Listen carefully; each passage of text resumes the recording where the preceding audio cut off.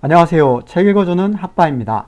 지난 시간 동굴의 보금자리를 마련하느라 너무 바쁘고 즐겁게 일하느라 자신들이 가족과 떨어져 무인도에 와 있다는 사실조차 잊었던 15명의 소년들의 이야기는 오늘도 계속됩니다. 그럼 바로 시작하겠습니다. 제6장 펜의 활약. 소년들은 동굴을 넓히는 일에 착수했다. 동굴이 비좁아서 불편한 점이 한두 가지가 아니었기 때문이다. 다행히도 동굴벽은 석회암이어서 동굴을 넓히는 작업이 그리 어려울 것 같지는 않았다. 재간꾼인 백스터는 이미 여러 가지 구상을 해 놓았다. 여기 이쪽을 비스듬히 파 나가다 보면 호수가 나올 거야. 이곳을 제2의 입구로 만들자. 눈이나 추위로 저쪽 제1의 입구를 사용할 수 없으면 이곳이 비상구가 될 거야. 그리고 방도 더 만들자. 백스터의 제안은 매우 훌륭한 것이었다. 좋았어. 그리고 방을 하나 더 만든 다음엔 통로를 만들고 통로에 문을 만들면 침실과 부엌으로 나누어져 사용하기 편할 거야. 소년들은 팔을 걷어붙이고 굴을 넓히는 작업에 착수했다. 퍽퍽. 석회암이라서 쉽게 무너지니까 조심해. 잠깐 조용히 해봐. 왜 그래 브리앙? 벽에서 이상한 소리가 들려. 짐승의 울음소리 같기도 하고. 아무 탈 없이 진행되던 작업 도중 브리앙이 이상한 소리를 들었다. 잘못 들은 거 아니야? 아니야, 여기 벽에 귀를 기울여봐. 소년들은 한쪽 벽에 귀를 갖다 댔다. 그래, 나도 들려. 짐승의 굴이 저쪽에 있나 봐. 어쨌든 작업을 중단하자. 어차피 오늘은 늦었고 동굴 저쪽 벼락 밑을 살펴본 다음에 다시 시작하는 게 좋겠어. 밤이 되어 잠시 아무 소리도 들리지 않다가 밤 9시 무렵이 되자 다시 벽 쪽에서 뭔가 짖는 소리가 또렷하게 들려왔다. 돌과 코스터는 물론 젠킨스와 에버슨도 무서워서 벌벌 떨었다. 사나운 짐승이 벽을 뚫고 금방 튀어나오는 건 아닐까 형? 걱정하지 마. 형들 있잖아. 우린 총도 있고 또 짐승이 벽을 뚫고 나올 수는 없어. 별것 아닐 거야. 고든과 브리앙은 아이들을 안심시키고 잠자리에 들었다. 이튿날 고든과 드니펜이 정찰을 했다. 총을 들고 동굴을 벗어나 벼랑 주변을 자세히 둘러보았다. 또 벼랑 위쪽에도 가보았지만 아무런 흔적도 찾을 수 없었다. 역시 우리가 잘못 들은 걸까? 그래, 바람이나 물소리 같은 것일지도 몰라. 소년들은 다시 동굴로 돌아가서 통로 파는 일을 계속했다. 그런데 펜이 어디 갔지? 저녁 무렵 고든은 자신에게 펜이 없어진 것을 알았다. 고든이 프렌치 댄 주변에서 꽤 멀리 떨어진 곳까지 찾아보았지만 펜은 어디에도 보이지 않았다. 그렇게 영리하던 펜을 다시 못 볼지도 모른다는 생각을 하니 고든은 가슴이 터질 듯이 슬펐다. 그때였다. 컹컹컹 쾅. 모두들 슬픔에 잠겼을 때 또 한 번 짐승의 울음소리가 들려왔다. 저쪽이다. 저쪽에서 들려. 브리앙이 소리치며 굴 쪽으로 뛰어들어갔다. 펜이다. 펜이 저쪽에서 짐승과 싸우고 있어. 펜, 조금만 기다려. 드니펜이 벽을 향해 총을 겨누고 다른 소년들은 빠르게 손을 올려 곡괭이질을 했다. 한순간 벽이 와르르 무너지고 구멍이 뚫렸다. 소년들은 모두 긴장하여 재빨리 총을 집어들고 구멍에 가까이 다가갔다. 등을 가까이 비추자 그곳에는 펜과 피투성이가 된 승냥이의 시체가 있었다. 펜은 꼬리를 흔들며 소년들에게 달려왔다. 펜! 소년들은 헤어졌던 가족을 만났던 것처럼 기뻐하며 펜을 쓰다듬어 주었다. 펜이 이겼다. 승냥이를 물어 죽였어. 펜 잘했어. 고든은 등을 높이 들어서 동굴 안을 넓게 비추어 보았다. 동굴이 있었구나. 지금의 동굴과 크기는 비슷한데? 동굴 바닥에는 고운 모래가 깔려 있었고 바깥 동굴보다 더 깊어 보였다. 그런데 어디로 들어갔을까? 우리가 발견하지 못한 입구가 호수 쪽에 있을 거야. 고든, 내가 동굴 밖에 있는 호숫가 벼락 밑에서 펜을 불러봐. 그러면 펜이 입구를 찾아 뛰어나갈 거야. 브리앙이 말했다. 알았어. 고든은 호숫가 벼랑을 따라가며 펜을 불렀다. 그러자 덤불 숲속에서 펜이 컹컹 짖으며 뛰어나오는 것이었다. 고든은 입구를 가린 덤불을 치우고 안으로 들어가 브리앙을 만날 수 있었다. 펜의 활약으로 소년들은 두 가지 걱정을 한꺼번에 덜게 되었다. 보금자리가 훨씬 넓어졌고 작업도 손쉽게 해결된 것이다. 호수 쪽으로 나가려 했던 것도 쉽게 이루어졌다. 이전의 동굴과 새로 발견한 동굴의 턱을 없애고 두 동굴을 연결했다. 그리고 이전의 동굴과 같이 새로운 동굴에도 문을 달고 창문을 냈다. 제2의 동굴은 이전의 동굴보다 훨씬 넓어서 건물 안에 넓어서 여럿이 쓸 수 있는 방으로 부르고 침실과 독서실로 사용하기로 했다. 침대를 옮기고 슬라우기호에 있던 작은 탁자와 의자를 몇 개 갖다 놓더니 그럴듯한 공부방 겸 침실이 되었다. 자연스럽게 전에 쓰던 동굴은 식당으로 사용하게 되었다. 또한 밖에 두었던 물건들을 넣어두는 창고도 만들었다. 이렇게 제7장 대통령을 뽑다. 이렇게 무인도에서의 새로운 생활은 무리 없이 착착 진행되었다. 어느 날 저녁 식사를 마치고 나서 누군가 재밌는 제안을 했다. 우리가 있는 이 섬의 곳곳에 이름을 붙였으면 해. 소년들은 입을 모아 좋다고 찬성했다. 자신들이 새로 정착한 섬에 이름을 붙이는 것은 무엇보다 흥미로운 일이었다. 소년들은 자신들이 섬 주인이라도 된 듯 즐거워했다. 잘 외워지고 쉽게 부를 수 있는 이름을 붙이자. 여기 동굴은 프렌치 댄이라고 이름을 붙였으니까 됐고, 또 배가 자초된 곳은 슬라우기 만이라고 하면 좋을 것 같아. 이 섬의 이름은 무엇이 좋을까? 고든이 사회를 보며 말문을 열었다. 그러자 꼬마 코스터가 조그만 소리로 말했다. 내가 생각해오던 이름이 있어. 너 같은 응석바지 꼬마가? 혹시 아기섬이라고 하려는 건 아니야? 드니펜이 빈정거리자 브리앙은 진지한 얼굴로 드니펜을 말을 막았다. 드니펜, 어린아이의 말이라고 그렇게 놀리지 마. 좋은 의견이 나올 수도 있어. 나는 체어맨 섬이라고 지었으면 좋겠어. 우리 체어맨 기숙학교에 다니잖아. 오, 그래. 그거 멋진데? 헤헤. 체어맨 섬. 이 이름은 15소년 표류를 기념하여 훗날 섬의 정식 이름으로 해도 좋을 만한 이름이었다. 그래, 이 섬은 코스터의 제안대로 체어맨 섬이야. 체어맨 섬. 만세! 모두 환호하며 좋아했다. 그럼 강 이름은 우리가 떠나온 곳을 기념하여 뉴질랜드 강이라고 하자. 호수는 가족호라고 하고. 찬성! 찬성! 모두 하나씩 좋은 이름을 내놓았다. 벼랑은 고향 도시의 이름을 따서 오클랜드 언덕으로, 함정이 있는 숲은 함정숲, 징검다리가 놓인 강은 징검다리강, 남쪽 늪지대는 남쪽 늪, 브리앙이 정찰했던 북서쪽 벼랑은 환멸대라고 이름을 지었다.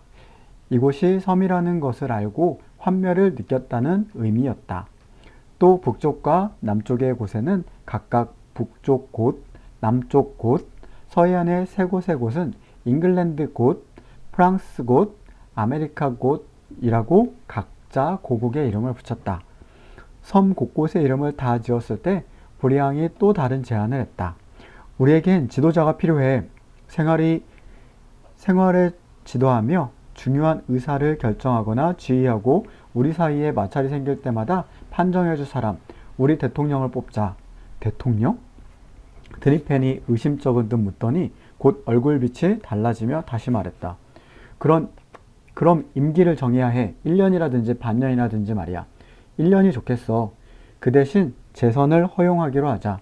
대통령이 능력이 있다고 모두에게 인정받는다면 다시 대통령이 되는 것도 좋다고 생각해. 백스터가 말했다. 브리앙은 자신이 대통령이 되고 싶은 거야. 정말로 브리앙이 뽑히면 곤란한데. 드니펜은 내심 속으로 걱정되었다. 난 고든을 추천하겠어. 드니펜의 그런 속마음을 알고 있었다는 듯 브리앙이 싱긋 미소를 지으며 말했다. 찬성! 찬성! 만세! 고든 대통령 만세! 체어맨 섬의 대통령 만세! 우리의 지도자라면 나보다 영리한 브리앙이 적격이야. 하지만 드니펜이 시기할 것을 염려해서 브리앙이 나를 추천했으니 브리앙의 생각을 따라주는 것이 좋겠군. 침착하게 상황을 판단해 본 고든은 수락하기로 했다. 최선을 다해 대통령의 임무를 수행하겠습니다. 체어맨 섬의 초대 대통령으로 선출된 고든은 먼저 새로운 섬 생활에 필요한 여러 가지 일을 분담했다. 고든은 일과표를 만들어 발표했다. 우선 우리의 공부에 대해서 이야기한다. 아침 저녁으로 2시간씩 독서실에 모여서 공부를 하기로 한다. 상급생들이 번갈아 가며 교사가 되고 교사들은 자신이 알고 있는 수학, 지리, 역사 등을 어린아이에게 가르친다. 교사에게도 전에 알고 있던 것을 복습하는 좋은 기회가 될 것이다. 그리고 매주 월요일과 목요일에는 과학이나 역사, 그 밖의 문제에 대해 토론회를 열어 토론한다. 대신 일요일에는 예전처럼 자유롭게 자신이 하고 싶은 일을 하며 지낼 수 있다. 윌콕스와 백스터는 시계 태엽 감는 일을 맡아 잊지 말고 해주기 바란다. 일기는 우리가 체험앤 섬에서 생활했던 것에 대한 중요한 기록이 될 것이다. 이 일은 백스터가 책임진다. 또 온도계와 기압계는 웹이 관리, 기록한다. 이상, 소년들은 일과표에 따라 규칙적으로 생활했다. 동굴에서 겨울을 나기 위해서는 규칙적인 생활이 중요했다. 날씨가 좋은 날에는 산책을 하거나 운동을 하고 밤에는 가네트의 아코디언에 맞춰 노래를 불렀다. 자크는 노래를 좋아했지만 어쩐지 시무룩하고 어울리려 하지 않았다. 브리앙은 동생의 어두운 표정에 마음이 쓰였고 다른 소녀들도 의아해했다. 8장 첫 번째 겨울 6월이 되자 추위는 더욱 매서워지고 눈도 많이 쌓였다. 눈싸움을 하며 노는 것은 소년들에게 커다란 즐거움이었다. 이야! 휙! 휙! 와! 퍽! 특히 나이 어린 꼬마에게는 눈싸움이 마냥 즐겁기만 했다. 어느 날 클로스가 던진 눈 뭉치가 주변에서 구경하고 있던 자크의 얼굴을 정통으로 맞췄다. 아! 클로스가 일부러 자크에게 던진 것은 아니었지만 자크는 너무 아파서 소리를 지르며 울고 말았다. 조심해서 던져야지. 자크의 울음소리를 듣고 브리앙이 뛰어나와 말했다. 일부러 그런 건 아니여. 클로스도 울먹거리며 변명을 했다. 멍청하게 서 있으니까 눈뭉치를 맞지. 그때 드니펜이 다가 참견을 했다. 넌 참견 마. 동생이 아파서 울고 있는데 말참견을 하는 드니펜에게 브리앙이 화를 냈다. 걱정해줘도 난리군. 뭐라고? 그래, 대단치 않은 일일 수도 있어. 하지만 눈싸움이라고 해도 조심을 해야지. 브리앙과 드니펜의 언성이 점점 높아져 갔다. 그만해! 고든이 달려와서 두 소년의 싸움을 말렸다. 동생들 보기에 부끄럽지 않니? 이런 식으로 브리앙과 드니펜은 사사건건 다투었다. 고든은 어떻게 하면 두 사람을 화해시킬까 고심했지만 뾰족한 수가 떠오르질 않았다. 브리앙이 다른 소년들에게 인기가 좋은 만큼 드니펜의 시기가 줄어들지 않기 때문이었다. 6월 말이 되자 밖에 나가 눈싸움조차 할 수 없을 정도로 눈이 많이 내렸다. 소년들은 보름 동안 동굴 안에서만 생활했다. 그 덕분에 공부도 많이 하고 토론회도 자주 열 수 있었다. 지나치게 뽐내며 잘난 체 하지 않았으면 더욱 좋았겠지만 토론회는 단연코 드니펜 차지였다. 그러나 날씨가 추워지자 이것저것 문제가 생겼다. 우선 눈과 추위로 인해 물을 얻는 일이 어려워졌다. 이 문제는 백스터가 해결했다. 백스터는 강에서 동굴까지 파이프를 연결하여 물을 끌어들였다. 그리고 파이프 끝에 수도꼭지를 달아 사용하는데 불편이 없도록 했다. 이것은 어려운 작업이었다. 슬라우기호의 세면장에서 쓰던 관을 일일이 연결하여 강과 동굴의 식당까지 연결하는데 꽤 많은 수고가 필요했다. 백스터는 여간 재간꾼이 아니었다. 모두 그의 손재주를 부러워했고 특히 체험앤 섬의 전담 요리사인 모코는 백스터가 친절하게 자신의 일을 도와주어서 매우 고마워했다. 등에 쓸 기름도 배에서 쓰던 것이 조금 남아있었으나 늦겨울을 대비하기 위해서는 더 필요했다. 현명한 모코는 사냥에서 잡은 동물의 기름을 모아 등 기름을 만들었다. 6월 하순이 되자 기온이 더욱 떨어졌다. 눈이 너무 많이 와서 소년들은 밖에 나가 놀 수도 없고 동굴 안에 틀어박혀 지내야 했다. 그래서 공부 시간도 더욱 늘리고 토론회도 자주 열었다. 7월 중순이 되자 기온은 영하 20도에서 30도 사이를 오르내렸다. 정말 매섭고 긴 추위였다. 이렇게 추워지자 강이 꽁꽁 얼어붙어서 낚시도 할 수 없었고 사냥도 수월치 않았기 때문에 식량도 점점 바닥나기 시작했다. 고든은 비축해둔 식량에 손을 대지 않으려고 했지만 하는 수 없이 배에서 가져온 식량을 조금씩 먹었다. 가끔은 윌콕스가 강 기슭에서 덫으로 작은 짐승을 잡아오기도 했다. 브리앙은 모코와 몇몇 소년들을 데리고 나무하러 함정숲으로 나갔다. 나무를 쪼개 장작을 만드는 일도 힘들었지만 그것을 동굴까지 옮기는 일은 더더욱 어려운 일이었다. 모코가 식당에 탁자를 가져다 엎어서 눈 위로 끌어오자는 의견을 냈다. 모두 달려들어 식당에 탁자를 엎고 그 위에 장작을 가득 실었다. 탁자의 다리에 밧줄을 매어 장작을 끌고 오니 썰매 역할을 해서 일이 훨씬 쉽고 재미있었다. 때로는 힘든 일도 지혜를 동원하면 쉽고 즐겁게 할 수 있다는 교훈을 얻었다. 그렇게 엿새 동안 부지런히 장작을 날라 늦겨울 난방을 준비했다. 8월 초의 2주일은 체험앤 섬의 생활 중 가장 힘든 기간이었다. 무엇보다 영하 27도까지 내려가는 추운 날씨 때문에 활동하기가 어려웠다. 바깥 공기는 너무 쌀쌀했기 때문에 숨이 얼어붙는 것만 같았다. 금속으로 된 물건을 잡으려 치면 손이 화상을 입은 것처럼 쓰리고 아팠다. 정말 고통스러운 2주일이었다. 이런 날씨에는 무엇보다 건강을 유지하는 것이 가장 중요한 일이었다. 소년들은 항상 주의 깊게 신경 써서 실내 온도를 유지하고 통풍에 유의했다. 그 결과 다행스럽게도 아무도 큰 병에 걸리지 않고 가까스로 이 위험한 시기를 벗어날 수 있었다. 8월 중순부터는 날씨가 많이 풀렸다. 바닷가 곳 위에 세운 깃발도 겨울바람에 다 날아가 버리고 없을 거야. 깃발을 다시 바꾸러 가자. 그리고 주변에 사냥감이 있는지 다시 한번 정찰을 하는 것이 또 좋을 거야. 브리앙의 제안에 따라 드니펜, 서비스, 윌콕스, 백스터가 따라 나섰다. 슬라우기 만에 남아있던 배는 겨울의 센 바람에 모조리 날아가고 흔적조차 없었다. 바닷가에는 펭귄 떼만 물이 지어 있었다. 하하, 웃기게 생긴 새가 다 있네. 윌콕스가 재밌다는 표정으로 펭귄을 보고 웃었다. 저건 펭귄이라고 하는 거야. 백스터가 대답했다. 사람을 보고도 도망가지 않는군. 사람을 처음 본 듯 전혀 무서워하지 않고 뒤뚱뒤뚱 걸어가는 펭귄을 소년들은 신기한 듯 바라보았다. 한쪽에는 바다 표범도 있었다. 바다 표범은 펭귄과는 달리 소년들이 가까이 다가가자 얼른 바다로 뛰어들었다. 바다 표범은 등에 기름을 얻을 수 있는 동물이었지만 준비 없이 바다 표범을 잡는 것은 무리였다. 성질이 포악해서 오히려 소년들이 상처를 입을 수도 있기 때문이었다. 다음에 준비를 충분히 해서 바다 표범을 잡으러 오자. 기름을 많이 얻을 수 있을 거야. 드니펜이 아쉽다는 듯이 바다 표범들을 바라보며 말했다. 벼랑 꼭대기에 세워두었던 깃대는 깃발이 모두 헤어져 아무런 쓸모가 없게 되었다.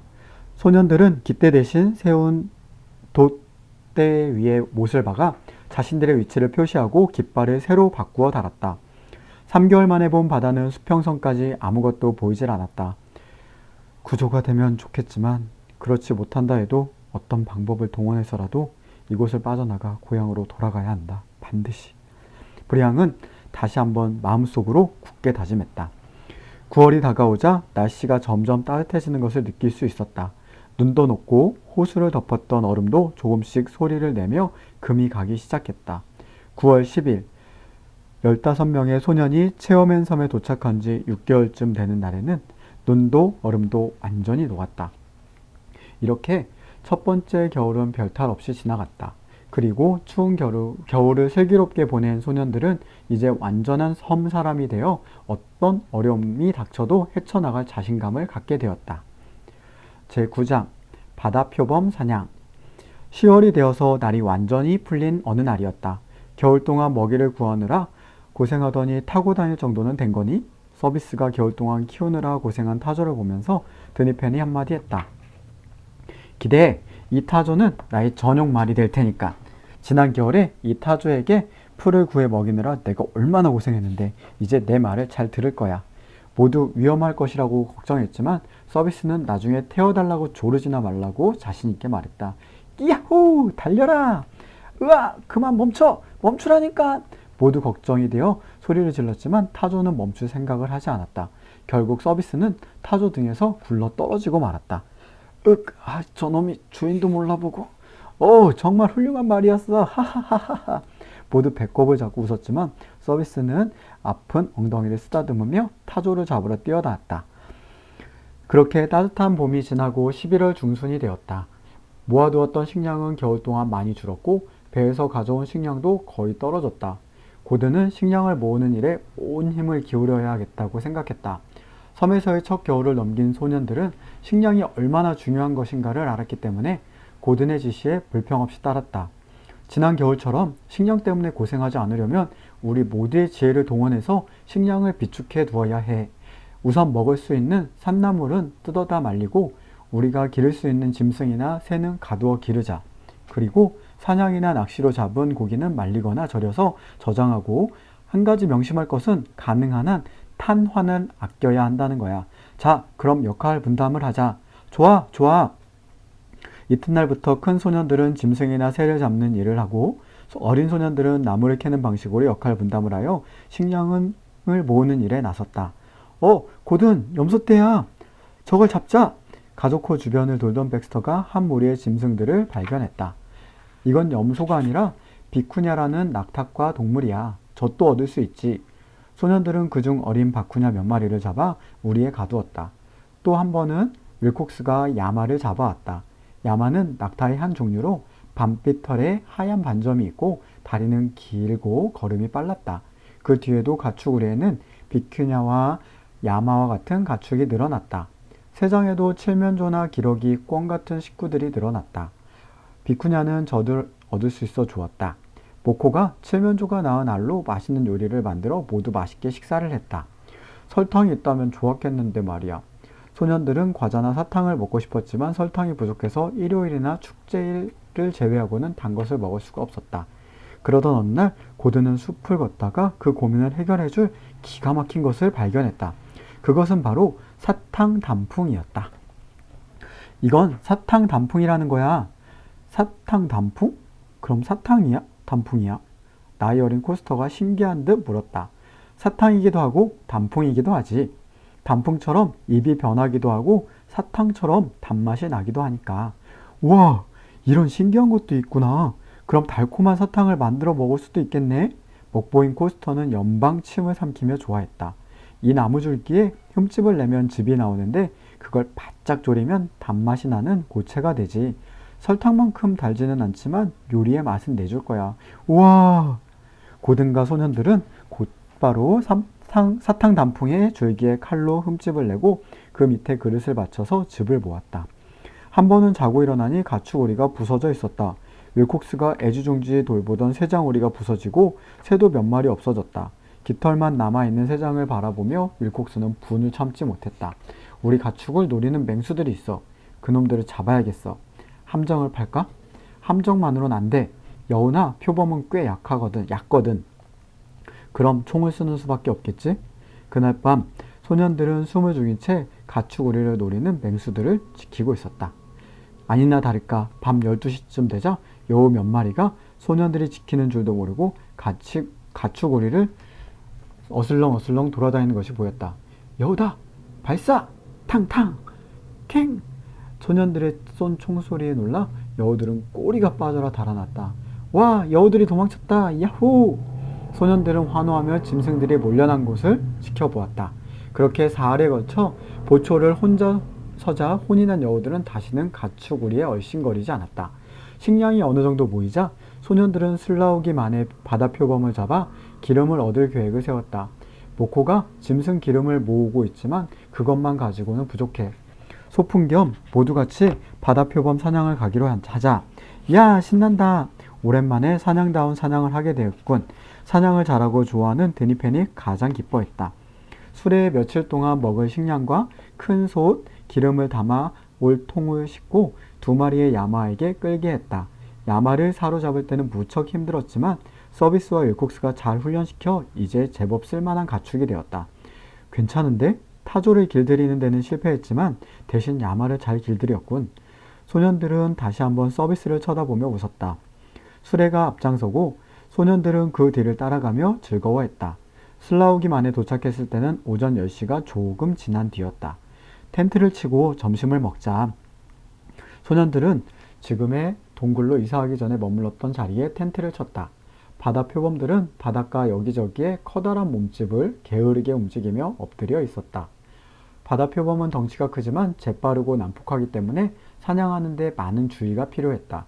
우선 바다 쪽에 도망갈 길을 막고 구석으로 몰아야 했다. 점심 식사가 끝날 무렵 바닷가 모래사장엔 수십 마리의 바다 표범이 널브러져 있었다. 어린아이들은 뒤에 남겨놓고 고든과 드니펜을 비롯한 9명의 소년들이 바다 표범의 주위를 몰래 둘러쌌다. 바위 뒤에 숨기도 하고 몸을 낮추어 엎드리기도 했다. 소년들은 자기가 총을 쏘기에 제일 좋은 자리를 잡고 고든에게 손으로 신호를 보냈다. 9소년이 모두 자리를 잡자 고든이 소리쳤다. 발사! 탕탕! 갑작스런 기습에 놀란 바다 표범들은 허겁지겁 바다로 도망갈 길을 찾았다. 그러나 총알은 정확히 날아가 모두 명중했다.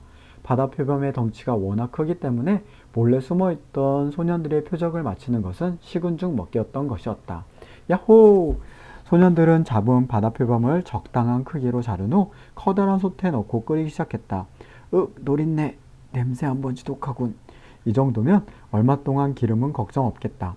소년들은 모두 코를 틀어쥐고 도망갔지만 착하고 성실한 모코마는 열심히 기름을 만들었다. 어떻게 오늘도 재미있으셨나요? 그럼 내일 다시 찾아오겠습니다. 안녕.